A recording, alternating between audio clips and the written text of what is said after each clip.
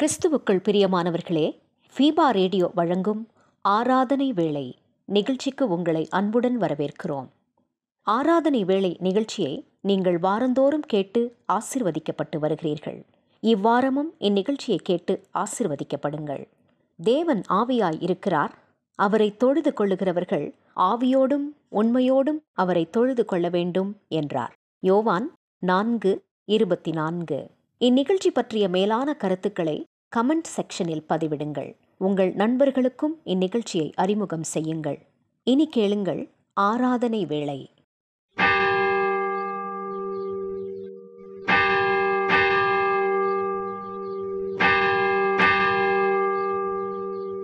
ஆராதனை வேளை. நம்முடைய துவக்கம் பிதா குமாரின் பரிசுத்த ஆவியின் திருப்பெயரிலே. ஆமென். பிரியமானவர்களே, ஃபீபா ரேடியோ தயாரித்து ஒளிபரப்பும் ஆராதனை வேளை நிகழ்ச்சிக்கு நேர்களாகி உங்களை அன்போடு கூட வாழ்த்தி வரவேற்கின்றோம். கர்த்ததாமே நம்மையும் இந்த ஆராதனை வேளை நிகழ்வையும் அளவில்லாமல் ஆசீர்வதிப்பாராக. நாம் ஒன்றுபட்டு ஆண்டவரை வழிபடுவோம். ஆண்டவருடைய அளவற்ற இரக்கமும் ஆசீர்வாதமும் நம்முடனும் இந்த நிகழ்ச்சி முழுவதும் நம்மோடு கூட இருப்பதாக. ஆண்டவரை நோக்கி நாம் பிரார்த்தனை செய்வோம். எங்களை அதிகமாய் நேசிக்கிற எங்கள் அன்பின் ஆண்டவரே, இந்த அருமையான ஓய்வு நாளின் கால வேளைக்காக நன்றி செலுத்துகின்றோம். 3ஆம் மாதத்தினுடைய கடைசி ஓய்வு நாளை நாங்கள் பார்க்கும்படியான அருளை தந்திரதற்காக நன்றிகளை சொல்லுகின்றோம். கடந்து வந்த பாதைகளை எல்லாவற்றையும் திரும்பி பார்க்கின்றோம்.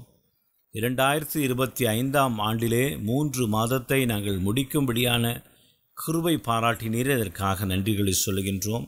நீர் சொன்ன வாக்குத்தத்தத்தை எங்கள் வாழ்விலே ஒவ்வொரு நாளும் நிறைவேற்றி வருகின்ற கிருபைக்காக உமக்கு ஸ்தோத்திரங்களை சொல்லுகின்றோம்.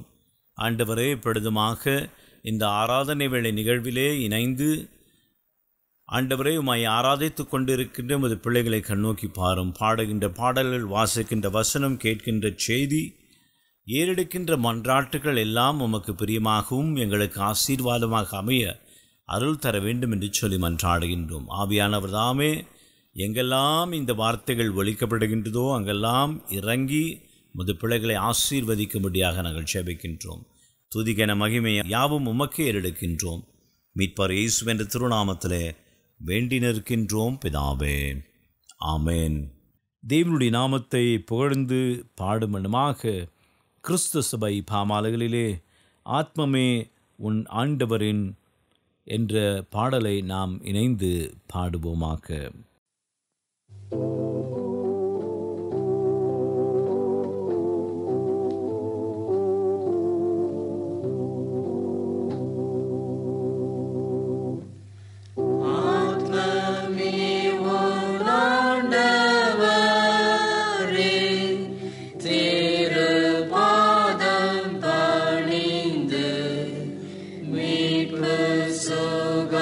Jeevan Aran Petra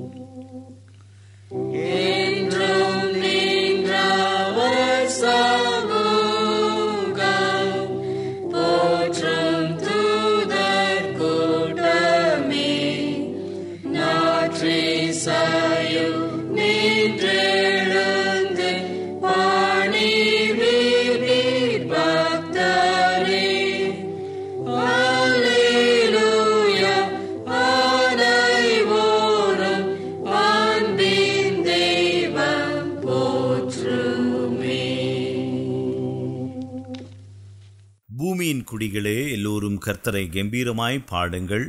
மகிழ்ச்சியோடு கர்த்தருக்கு ஆராதனை செய்து ஆனந்த சத்தத்தோடு அவர் சந்நிதி முன் வாருங்கள். தேவன் ஆவியாக இருக்கிறார். அவரை தொழுது கொள்ளுகிறவர்கள் ஆவியோடும் உண்மையோடும் அவரை தொழுது கொள்ள வேண்டும். நம்முடைய பிதாவாகிய கடவுளாலும் கர்த்தராகிய இயேசு கிறிஸ்துவினாலும் உங்களுக்கு கிருபையும் சமாதானமும் உண்டாவதாக. இது கர்த்தர் உண்டு பண்ணின நாள், இதிலே களி கூர்ந்து மகிழ கடவோம். நாம் அமைதியோடு கூட நம்மை ஆராய்ந்து பார்ப்போம். நாம் செய்த பாவங்கள் குற்றங்கள் யாவையும் தேவனுடைய சமூகத்திலே, குறிப்பாக இந்த லெந்து காலத்திலே நாம் முழுவதுமாக நம்மை ஆராய்ந்து பார்த்து தேவனுக்கு பிரியமில்லாத காரியத்தை நாம் செய்ததினாலே தேவனுடைய சமூகத்திலே அதை அறிக்கை பண்ணி ஆண்டவருடைய பரிபூர்ண மன்னிப்பை பெற்றுக்கொள்ள கர்த்தர் நம்மை அழைத்திருக்கின்றார். நீங்கள் உங்கள் வஸ்திரங்களை அல்ல, உங்கள் இருதயங்களை கிழித்து உங்கள் தேவனாகிய கர்த்தரிடத்தில் திரும்புங்கள். அவர் இரக்கமும் மன உருக்கமும் நீடிய சாந்தமும் மிகுந்த கிருபையும் உள்ளவர். அவர் தீங்குக்கு மனஸ்தாபப்படுகிறவருமாயிருக்கின்றார். கர்த்தரை கண்டடையத்தக்க சமயத்தில் அவரை தேடுங்கள். அவர் சமீபமாயிருக்கையில் அவரை நோக்கி கூப்பிடுங்கள். மனம் திரும்புங்கள், பரலோக ராஜ்யம் சமீபமாக இருக்கின்றது. பாவத்தை அறிக்கை செய்த நாம் பாவ மன்னிப்பின் நிச்சயத்தையும் உறுதியோடு கூட நாம் பெற்றுக்கொள்வோம். சர்வ வல்லமையும் மிகுந்த இரக்கமுள்ள ஆண்டவர் மன்னிப்பையும் பாவ நிவர்த்தியும் நமக்கு கட்டளையிட்டருளி வாழ்க்கை சீர்படுத்துவதற்கான காலத்தையும் தமது பரிசுத்தாவின் கிருபையும் தேற்றதலையும் நம் அனைவருக்கும் தந்தருள்வாராக. ஆமேன்.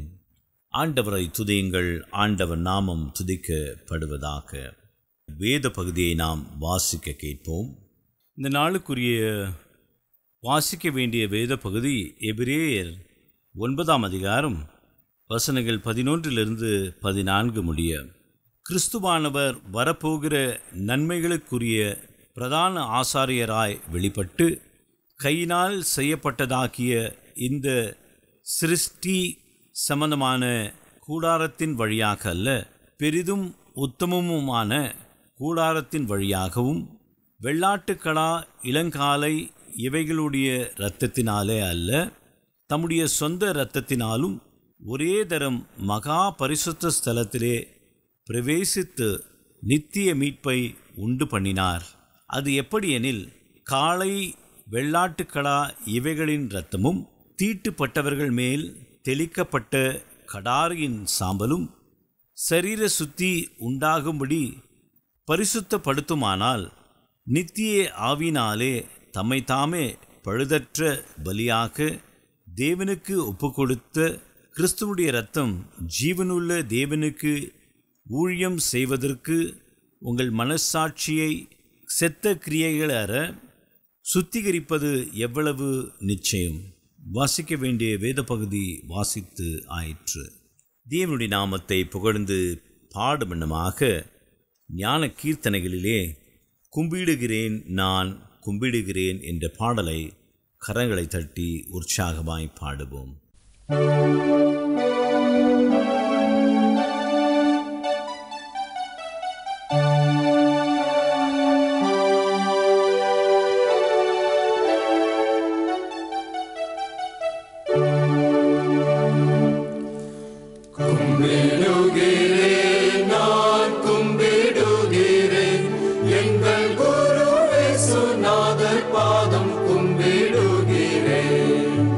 கும்பிடுகிறேன்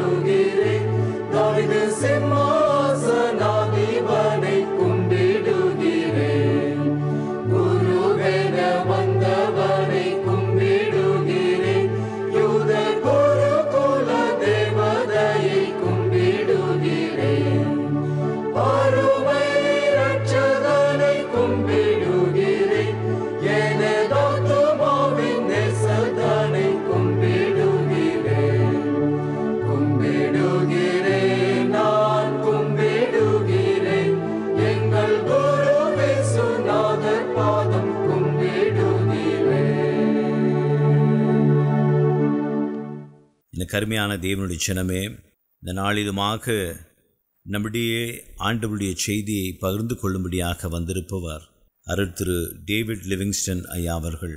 அருள் திரு டேவிட் லிவிங்ஸ்டன் ஐயா அவர்கள் ஆண்டவருடைய வார்த்தைகளை நம்மோடு கூட பகிர்ந்து கொள்கின்றார். ஜெபத்தோடும் விசுவாசத்தோடும் ஆண்டவருடைய வார்த்தைகளை நாம் கேட்போமாக. ஃபீபா ரேடியோவின் ஆராதனை வேளை நேயர்களுக்கு எனது பணிவான வணக்கத்தையும் வாழ்த்துக்களையும் தெரிவித்துக் கொள்கிறேன். இந்த லெந்து நாட்களிலே ஆண்டவராய் இயேசுவையும் அவர் நமக்காக சிந்தின இரத்தத்தையும் குறித்து தியானிப்பது மிகவும் நல்லது. ஆண்டவராய் இயேசு கிறிஸ்துவின் இரத்தத்தை குறித்து நாம் இன்று சிந்திக்க இருக்கின்றோம். சிறு வயதிலே இயேசுவின் இரத்தம் ஜெயம் என்று நீ சொல்ல வேண்டும் என்று என் பெற்றோர்கள் சொல்லி தந்தார்கள். அப்பொழுது இயேசுவின் இரத்தம் உன்னை பாதுகாக்கும், பிசாசிற்கிரியைகளிலிருந்து, அழிவிலிருந்து, நாச மோசங்களிலிருந்து உன்னை பாதுகாக்க வேண்டுமென்றால் நீ இயேசு கிறிஸ்துவின் இரத்தம் ஜெயம் என்று சொல்ல வேண்டும் என்று சொல்வார்கள். அப்படி சொல்வது சரிதானா? அதில் வல்லமை இருக்கா? இயேசுவின் இரத்தத்தின் வல்லமை நமக்கு செயல்படுமா? இதை குறித்து வேதத்திலே நாம் தெளிவாக பார்க்கலாம். உண்மையாகவே ஆண்டவராய் இயேசு கிறிஸ்துவின் இரத்தம் நாம் அதை கேட்டு பெற்றுக்கொள்ளும்போது நம்மை அது குறித்து வைத்துக் கொள்ளுகிறது, பாதுகாக்கிறது. இதை குறித்து நாம் இன்னும் தெளிவாக நாம் எபிரேயர் 9ஆம் அதிகாரத்திலே நாம் பார்க்கலாம். எப்படி இந்த கிறிஸ்துவின் இரத்தம், இயேசுவின் இரத்தம் நமக்குள்ளாக செயல்படுகிறது என்று. எப்படி செயல்படுகிறது என்றால், ஆண்டவராய் இயேசு கிறிஸ்துவே நம்மை பாதுகாக்கிறார். அவருடைய இரத்தத்தின் வழியாக அவர் செய்த கிரியைகளின் நிமித்தம், அவர் செய்த வேலை நிமித்தம் அதை நாம் விசுவாசித்து ஏற்றுக்கொள்ளும் போது, அதை கேட்கும்போது இயேசுவே நம்மை பாதுகாக்கிறார். அவர் நமது பிரதான ஆசாரியர். உங்களுக்கு தெரியுமா, பூமியில் எப்படி தேவாலயம் இருக்கிறதோ அதுபோன்று பரலோகத்தில் ஒரு தேவாலயம் இருக்குது. அதுதான் ஒரிஜினல் உண்மையான தேவாலயம். அதன் நிழல் தான் இந்த பூமியிலே இருக்கக்கூடிய தேவாலயம். அந்த பரலோகத்தின் தேவாலயத்திலே பிரதான ஆசாரியார் இயேசு. அவர் இந்த பூமியிலிருந்து தம்முடைய உயிரை கொடுத்து தம்முடைய இரத்தத்தை சிந்தி அவர் மகா பரிசுத்த ஸ்தலத்திற்குள்ளாக, அந்த பரலோகத்திற்குள்ளாக பிரவேசித்தார். அவர் வழியாக இன்று நாம் பரலோகத்திற்குள்ளாக பிரவேசிக்கலாம். ஏதோ பரலோகம் போகிறன்றது சும்மா கிடையாது. ஆண்டவருடைய நிரந்தரமான தேவாலயத்திலே, அந்த பரிசுத்த சன்னிதானத்திலே நாம் இங்கிருந்து பரிசுத்தமாக போய் சேருகிறோம். அதற்காகத்தான் இயேசு கிறிஸ்துவின் ரத்தம் சிந்தினார். அவர் வழியாக நாம் செல்ல வேண்டும். இந்த பூமியில் ஒவ்வொரு மனுஷனும் பாவத்தின் வித்தோடு பிறக்கிறான். ஆதாமிலிருந்து வந்துச்சது இல்லையா? பாவத்தின் வித்தோடு பிறந்த ஒரு மனிதனுக்கு முடிவு என்ன தெரியுமா? அழிவு. பாவத்தின் சம்பளம் மரணம், நரகம். இதை ஆண்டவர் பார்த்தார். நான் படைத்த எனது பிள்ளைகள், நான் நேசிக்கின்ற பிள்ளைகள் ஒவ்வொருவரும் பிறக்கும் போதே பாவத்தோடு பிறந்து மரணத்திற்குள்ளாக, நரகத்திற்குள்ளாக செல்கிறார்களே, இவர்களை காப்பாற்ற வேண்டுமே, நானே அவர்களை காப்பாற்றுவேன், ரட்சிப்பேன் என்று சொல்லி மனிதனாக இந்த பூமிக்கு வந்து மனிதன் சென்று கொண்டிருக்கிற பாதையிலே அவனுக்கு முன்பதாக சென்று அவன் அடைய வேண்டிய படுகொலியை, அந்த பாவத்தின் பலனாகிய நரகத்தை அவர் அடைந்து அங்கே குதித்து மரணத்தை ஏற்றுக்கொண்டு பாடுபட்டு பின்பு உயிரோடு எழுந்து மனிதனுடைய மரண தண்டனை அவர் ஏற்றுக்கொண்டார், உயிரோடு வந்தார். இன்றைக்கு மனிதனுக்கு முன்பதாக வந்து, மகனே நீ அங்கே போகாதே, உன் பாவத்தின் தண்டனையை, மரணத்தை, நரகத்தை நான் ஏற்றுக்கொண்டேன், உன்னை நான் விடுவித்து விட்டேன், என் இரத்தத்தை உனக்காக கொடுத்து விட்டேன், அதாவது என் உயிரையே கொடுத்து விட்டேன். ரத்தத்தில் தானே உயிர் இருக்குது. ரத்தம் கீழே கொட்டுச்சுதுன்னா எல்லா ரத்தமும் போயிடுச்சுன்னா உயிர் போயிடும்ல. ரத்தத்தில் உயிர் இருக்குல்ல. அதைத்தான் ஆண்டவர் சொன்னார். என் ரத்தத்தையே உனக்காக கொடுத்து விட்டேன், உயிரை கொடுத்து விட்டேன், உனது உயிரை நான் வாங்கி நான் பெற்றுக்கொண்டேன், திரும்ப பெற்றுக்கொண்டேன், வா நாம் பரலோகத்திற்கு செல்லலாம் என்று நம்மை அழைக்கிறார். ஆகையினால்தான் இயேசுவின் ரத்தம் ஜெயம் என்று சொல்லும்போது இயேசுவே நம்மை பாதுகாக்கிறார். இயேசுவின் ரத்தம் உங்களை பாதுகாக்க வேண்டுமா? இந்த பகுதியிலே ஆண்டவராய் இயேசு கிறிஸ்துவின் ரத்தம் ஒரு மனிதனுக்கு எதையெல்லாம் செய்கிறது என்று பார்க்கிறோம். முதலாவதாக ஆண்டவராய் இயேசு கிறிஸ்துவின் ரத்தம் மிருக பலியை நிறுத்தியது. எபிரேயர் 9:11-12 வசனங்களிலே பார்க்கும்போது, கிறிஸ்துவானவர் வரப்போகிற நன்மைக்குரிய பிரதான ஆசாரியராய், இப்போதான் நான் சொன்னேன், அவர் பிரதான ஆசாரியர், அவர் வெளிப்பட்டு கையினாலே செய்யப்பட்டதாகிய இந்த சிருஷ்டி சம்பந்தமான கூடாரத்தின் வழியாக அல்ல, பெரிதும் உத்தமமான கூடாரத்தின் வழியாக பரலோகத்தில் இருக்கிற சபைக்கு அவர் பிரவேசித்தார். எப்படி பிரவேசித்தார்?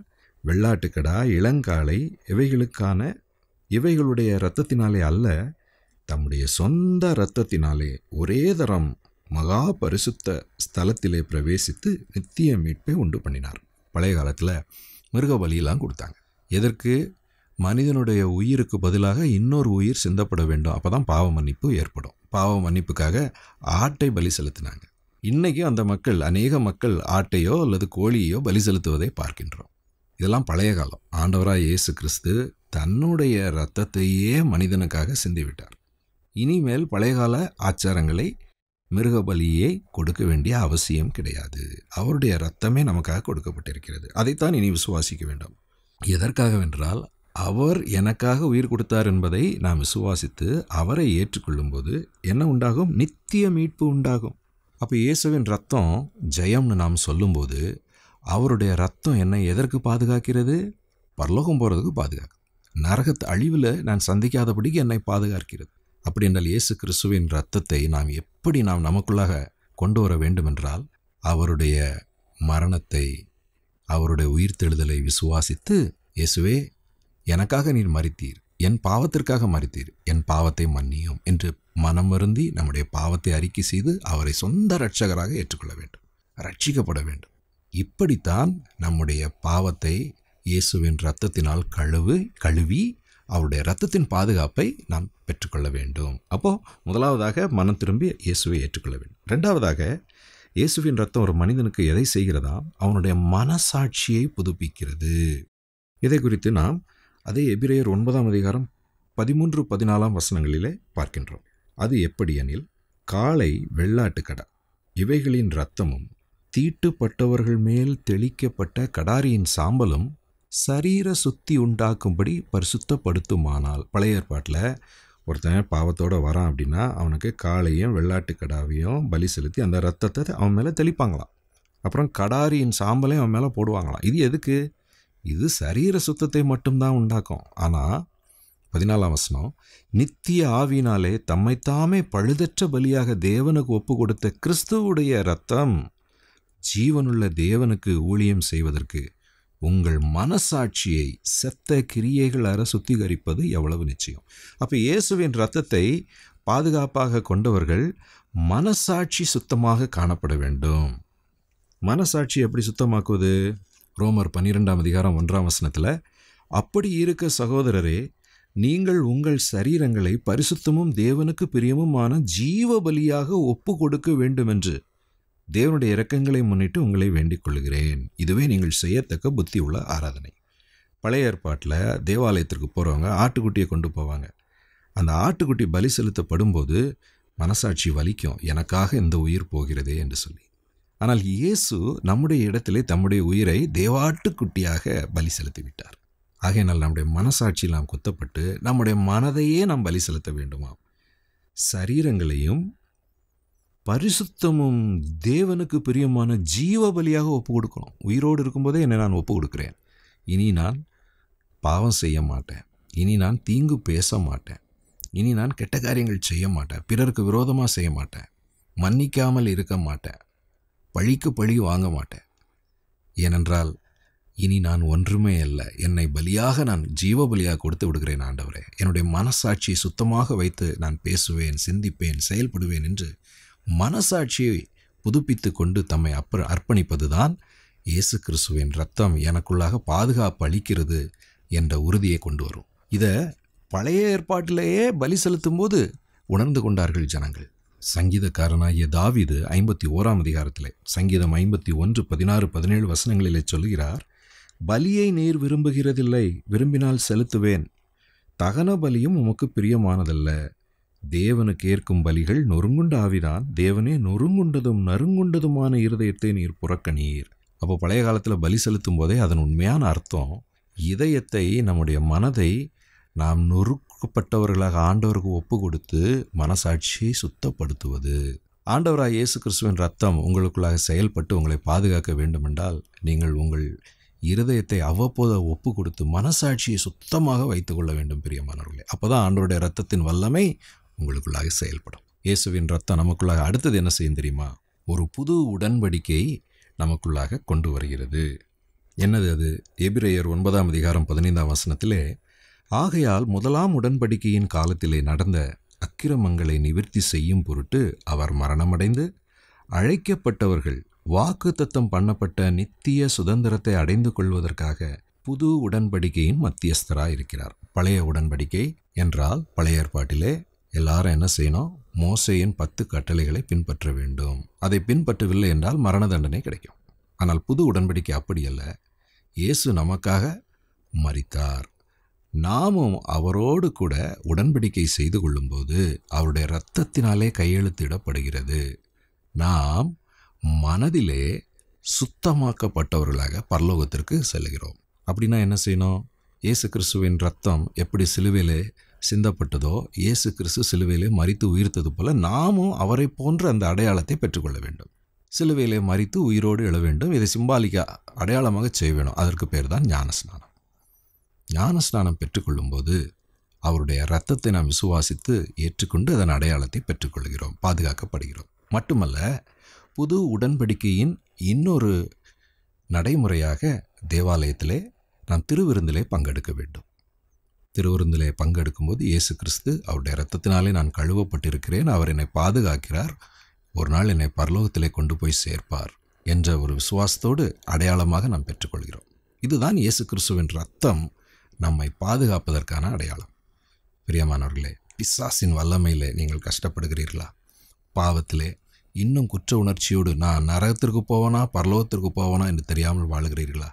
இன்னும் மனசாட்சி சுத்தம் இல்லாமல் வாழ்கிறீர்களா? இன்றைக்கே ஒப்பு கொடுத்து மனம் வருந்தி ஆண்டவரை ஏற்றுக்கொண்டு சிலுவையில் அறையப்பட்ட இயேசுவின் நாமத்தின் வழியாக சுத்தமாக்கப்படுங்கள். இயேசுவின் இரத்தம் ஜெயம் என்று சொல்லுங்கள். பழிக்கு பழி வாங்க வேண்டாம். இந்த நாட்களிலே உங்களையே வெறுத்து ஆண்டவருக்கு சுய வெறுப்பாக ஒப்பு கொடுத்து சிலுவையை சுமந்து செல்லும்படி ஆண்டவருக்கு ஒப்பு கொடுங்கள். ஞானஸ்நானம் பெறுங்கள். பயபக்தியோடு திருவிருந்திலே பங்கெடுங்கள். அவ்வப்போது இயேசுவின் இரத்தம் ஜெயம் என்று சொல்லுங்கள். எப்பேற்பட்ட பிரச்சனையில் இருந்தோம் ஆண்டவராய் இயேசுவின் இரத்தம் உங்களை பாதுகாக்கும். ஜெபமனோமா? அன்பின் ஆண்டவரே, இந்த நல்ல நாளிலே இயேசுவின் இரத்தம் எங்களுக்குள்ளாக எப்படி செயல்படும் என்பதை நாங்கள் கற்றுக்கொண்டோம். மிருக பலியை நீர் நிறுத்தினீர். இன்றைக்கு நித்திய வாழ்வை எங்களுக்கு உம்முடைய இரத்தத்தின் வழியாக தந்திருக்கிறீர். எங்கள் மனசாட்சியை புதுப்பிக்கிறீர். புதிய உடன்படிக்கையிலே பங்கெடுக்க செய்திருக்கிறீர். ஆண்டவரை விசுவாசித்தை ஏற்றுக்கொண்டு சிலுவையில் அறையப்பட்ட இயேசுவை பின் சென்று மனசாட்சிகளை சுத்தமுள்ளவர்களாக வாழ்ந்து விசுவாசித்து ஞானஸ்நானம் பெற்று திருவிருந்திலே பங்கெடுத்து ஆண்டவருடைய இரத்தத்தினாலே பாதுகாக்கப்பட உதவி செய்யும். எகிப்திலே நிலைவாசலிலே எப்படி இரத்தம் தெளித்து இஸ்ரவேலர் பாதுகாக்கப்பட்டார்களோ அதுபோன்று இயேசு கிறிஸ்துவின் இரத்தம் எங்களையும் பாதுகாக்கட்டும். ஜெபிக்கிற ஒவ்வொருவருக்கும் உதவி செய்யும். ஆண்டவர் இயேசுவின் மூலம் பிதாவே, ஆமென்.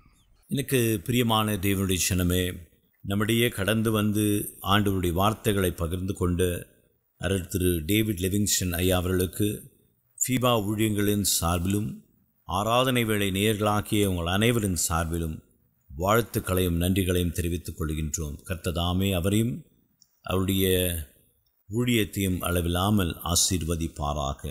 ஆண்டவருடைய சத்தியத்தை கேட்ட நாம் அனைவரும் நம்முடைய விசுவாசத்தை அப்போஸ்தலர் விசுவாச பிரமாணத்தின் வாயிலாக அறிக்கை செய்து நாம் அதை உறுதிப்படுத்துவோமாக. வானத்தையும் பூமியையும் படைத்த சர்வ வல்லமையுள்ள பிதாவாகிய தேவனை விசுவாசிக்கிறேன். அவருடைய ஒரே குமாரனாகிய நம்முடைய நாதர் இயேசு கிறிஸ்துவையும் விசுவாசிக்கிறேன். அவர் பரிசுத்த ஆவியினாலே கன்னி மரியாளிடத்தில் உற்பவித்து பிறந்தார். பொந்தியு பிலாத்துவின் காலத்தில் பாடுபட்டு சிலுவையில் அறையுண்டு மரித்து அடக்கம் பண்ணப்பட்டு பாதாளத்தில் இறங்கினார். மூன்றாம் நாள் மரித்தோரிடத்திலிருந்து எழுந்தருளினார். பரமண்டலத்துக்கு ஏறி சர்வ வல்லமையுள்ள பிதாவாகிய தேவனுடைய வலது பாசத்திலே வீற்றிருக்கிறார். அவ்விடத்திலிருந்து உயிருள்ளோரையும் மரித்தோரையும் நியாயம் தீர்க்க வருவார். பரிசுத்த ஆவியையும் விசுவாசிக்கிறேன். பொதுவாயிருக்கிற பரிசுத்த சபையும் பரிசுத்தவான்களுடைய ஐக்கியமும் பாவ மன்னிப்பும் சரீர உயிர்த்தெழுதலும் நித்திய ஜீவனும் உண்டென்று விசுவாசிக்கிறேன். ஆமென். நாம் அனைவருமாக இணைந்து மீண்டும் ஒரு விசையாக ஆண்டவருடைய நாமத்தை புகழ்ந்து பாடுபண்ணமாக கிறிஸ்து சபை பாமாலைகளிலே என் மீட்பர் இரத்தம் சிந்தினார், மா நீதியையும் சம்பாதித்தார் என்ற பாடலை நாம் அனைவரும் இணைந்து பாடுவோம்.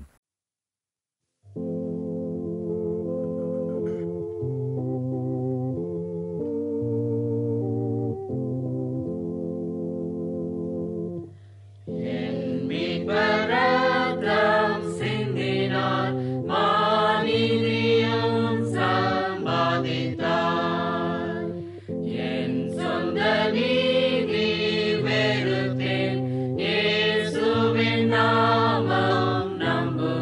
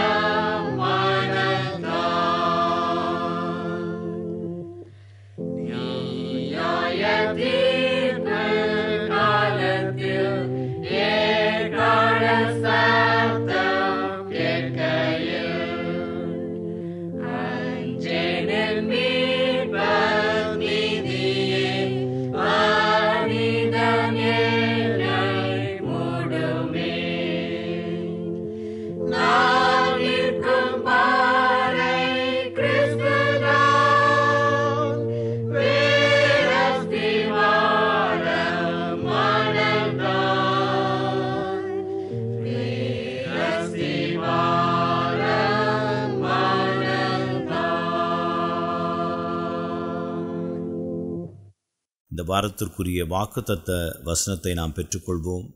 யோவான் எழுதின சுவிசேஷம் 14ஆம் அதிகாரம் 14ஆம் வசனம். நீங்கள் என் நாமத்தினாலே எதை கேட்டாலும் நான் அதை உங்களுக்கு தருவேன். ஆண்டவரை நோக்கி நாம் மன்றாடுவோம். இரக்கங்களின் பிதாவே, எல்லா ஆசீர்வாதங்களுக்கும் ஊற்றே, தர்மையான ஓய்வு நாளுக்காக நன்றி செலுத்துகின்றோம்.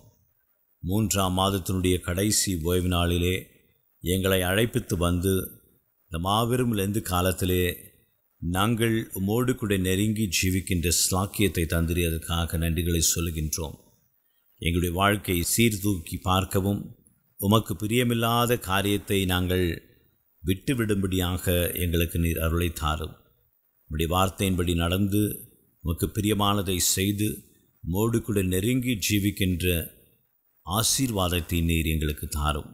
நீங்கள் என்னிலும் என் வார்த்தைகள் உங்களிலும் நிலைத்திருந்தால் நீங்கள் கேட்டுக்கொள்வது எதுவோ அது உங்களுக்கு தரப்படும் என்ற உம்முடைய சத்தியத்தின் பிரகாரமாக, வாக்குத்தத்தத்தின் பிரகாரமாக நாங்கள் எப்பொழுதும் உம்மிலே நிலைத்திருக்கும்படியாக எங்களுக்கு அருளை தாரும். இதிலிருந்து காலத்திலே கர்த்தாவே, எங்களுடைய ஜெபங்களை நீர் கேட்டருளும், எங்களுடைய உபவாசத்தை நீர் ஏற்றுக்கொள்ளும், எங்களுடைய தியானத்தை கர்த்தாவே உம்முடைய சத்தியத்தை எங்களுக்கு வெளிப்படுத்தும். மற்றவர்களுக்காக உதவி செய்கின்ற பொழுது, எங்களுடைய கரங்களை நீட்டுகின்ற பொழுது கர்த்ததாமே அதை ஆசீர்வதிக்கும்படியாக நாங்கள் செபிக்கின்றோம். இதிலிருந்து காலம் முழுவதுமாக கீழ்ப்படிந்து நடந்து எங்கள் வாழ்க்கை முழுவதுமாக உடைய சமூகத்தில் அர்ப்பணித்து நாங்கள் செபிக்கின்றோம். உடைய சுத்தத்தின் பிரகாரமாக எங்களை நீர் வழிநடத்தி ஆசீர்வதிக்கும்படியாக மீட்பர் இயேசுவின் திருநாமத்திலே வேண்டி நிற்கின்றோம் பிதாவே, ஆமேன். ஆண்டவர் நமக்கு சொல்லி தந்த கர்த்தருடைய ஜெபத்தை ஒன்றாக ஏறெடுப்போம். பரமண்டலங்களில் இருக்கிற எங்கள் பிதாவே, உம்முடைய நாமம் பரிசுத்தப்படுவதாக, உம்முடைய ராஜ்யம் வருவதாக, உம்முடைய சித்தம் பரமண்டலங்களில் செய்யப்படுகிறது போல பூமியிலேயும் செய்யப்படுவதாக. அன்றன்றுள்ள அப்பத்தை இன்று தாரும். எங்களுக்கு விரோதமாய் குற்றம் செய்கிறவர்களுக்கு நாங்கள் மன்னிக்கிறது போல எங்கள் குற்றங்களை எங்களுக்கு மன்னியும். எங்களை சோதனைக்குள் பிரவேசிக்க பண்ணாமல் தீமையிலிருந்து எங்களை ரட்சித்துக் கொள்ளும். ராஜ்யமும் வல்லமையும் மகிமையும் என்றென்றைக்கும் உடையவைகளே. ஆமென். ஆண்டவரின் ஆசீர்வாதத்தை இப்பொழுது விசுவாசத்தோடு கூட நாம் பெற்றுக்கொள்வோம். திரியகராம் தந்தை மாய்ந்தன் தூயாவின் அன்பு கிருபை சமாதானம் நம்மோடும் நாம் கேட்ட சத்தியத்தோடும் பெற்றுக்கொள்கின்ற ஆசீர்வாதத்தோடும் இன்றுமென்றும் சதா காலங்களிலும் தங்கி நிலைத்து இருப்பதாக. ஆமென்.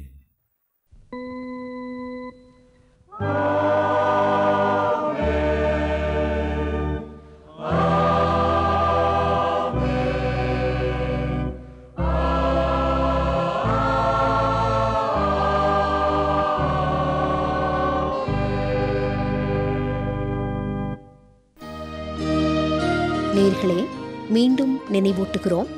நீங்கள் ஃபீபா ரேடியோவின் நிகழ்ச்சிகள் பற்றிய தகவல்களை அறிந்து கொள்ள விரும்பினால் டிஸ்கிரிப்ஷனில் கொடுக்கப்பட்டுள்ள லிங்கை கிளிக் செய்யுங்கள். மேலும் நீங்கள் எங்களோடு தொடர்பு கொள்ள விரும்பினால் டிஸ்கிரிப்ஷனில் கொடுக்கப்பட்டுள்ள அலைபேசி மற்றும் தொலைபேசி எண்களை தொடர்பு கொள்ளலாம். வாழ்த்துக்கள் கூறி விடை பெற்றுக் கொள்கிறோம். வணக்கம் நேயர்களே.